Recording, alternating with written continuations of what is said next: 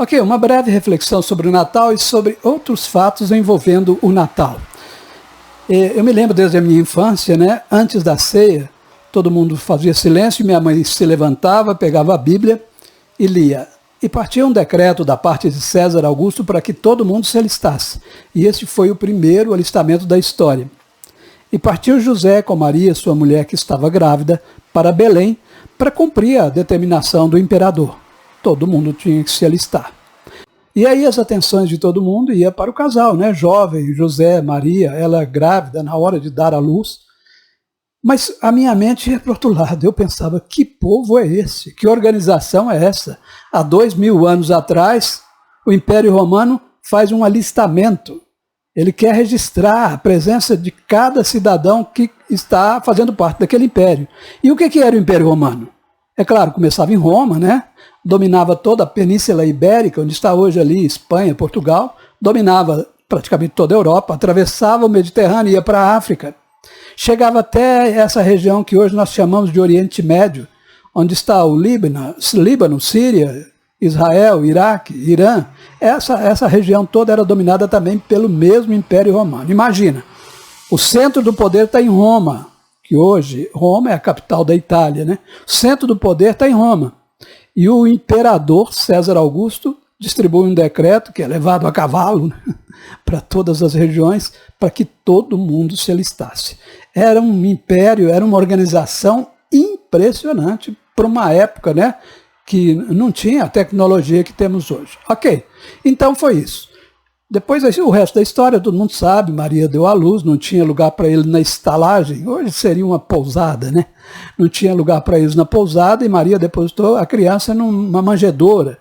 O que é manjedoura? É um coxo onde os animais vêm comer, né? Tomar água e tal. E meu pai, que era ufólogo, olha gente, eu nasci, fui criado na Igreja Batista, então eu tenho lugar de fala para contar essas histórias. Meu pai, que era ufólogo, ele falava que a estrela de Belém foi um OVNI que veio naquele evento extraordinário, né, que era o nascimento de Cristo.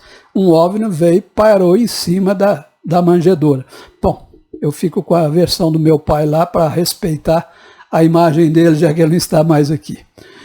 Continuando, o Império Romano ele está intimamente ligado a todas as fases desse cristianismo, do início dessa história do cristianismo, essa religião que ultrapassou todas as barreiras, está aí até hoje, crescendo cada vez mais.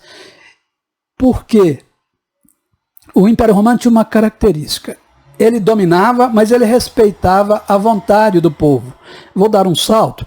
No julgamento de Cristo, né, quando eles levavam Jesus perante a autoridade da época, que era o Pôncio Pilatos, Pilatos falou, não estou vendo culpa nenhuma nesse homem.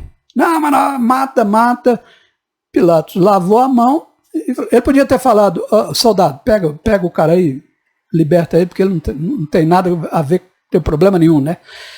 Mas o Império Romano respeitava o gerenciamento que cada povo tinha ali, porque ele dominava gente de todo tipo, né? Ele chegava num lugar com aquele exército romano que todo mundo uma vez já viu falar, né?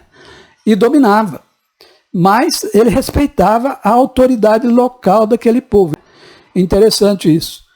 Quando Jesus fez 2 anos, olha o Império Romano.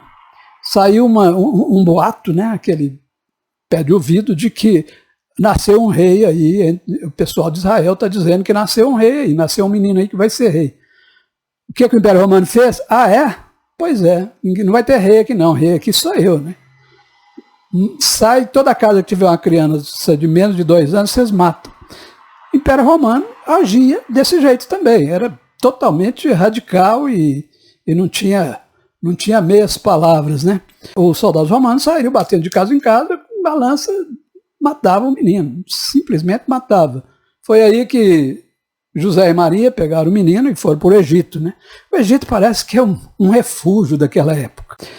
Bom, mas voltando à história do Império Romano, que por isso é que eu sou fascinado com essa história do Império Romano, depois, né, da morte de Cristo, todo mundo conhece a história, os cristãos começaram a se reunir nos túneis lá, nas catacumbas, porque o Império não permitia e tal. E no ano 70 dessa era que nós estamos vivendo, o Império Romano encheu o saco com aquilo, falou, eu vou acabar com tudo.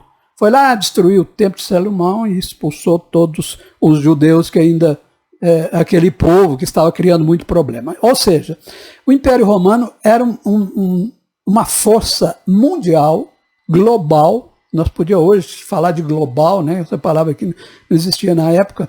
E por isso eu sempre fui fascinado com o Império Romano. Sabendo disso, a minha filha, ontem no Natal, me presenteou com esse livro aqui.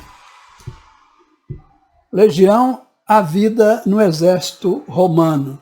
São histórias de como era a vida dos soldados romanos. E o Império Romano, até hoje, é considerado a maior força de ataque que já existiu no planeta. Claro, com as armas da época, né? Lança, escudo e tal, soldados treinados que chegavam e dominavam e combatiam. E a minha filha me deu esse livro porque ela sabe que eu sou fascinado com o Império Romano. Essa história que está intimamente ligada à história da religião cristã. Eu tinha um sonho que um dia eu consegui realizar, que era ir a Roma, exatamente por causa desse fascínio que eu tenho desde criança, lendo na Bíblia as histórias do Império Romano. Então, tem um passeio que se faz logo que chega em Roma, que é ver Roma iluminada. E o ônibus passava, de repente eu me vi de frente com o Coliseu. É uma imagem que eu registrei para sempre e não vou esquecer nunca, porque o impacto é muito grande. O Coliseu é uma obra magnífica, ele seria alguma coisa tipo o Mineirão, o Maracanã, o Mané Garrincha, mas ele não tem um formato circular. Uma figura geométrica diferente, onde as duas pontas não se encontram. A entrada, o portão de entrada, ele faz uma curva para dentro. E é uma obra também que a gente não entende como é que o pessoal conseguiu fazer naquela época. Então é isso, é uma reflexão sobre o Natal, misturada aí com esse povo extraordinário que foi o Império Romano. Um abraço a todos.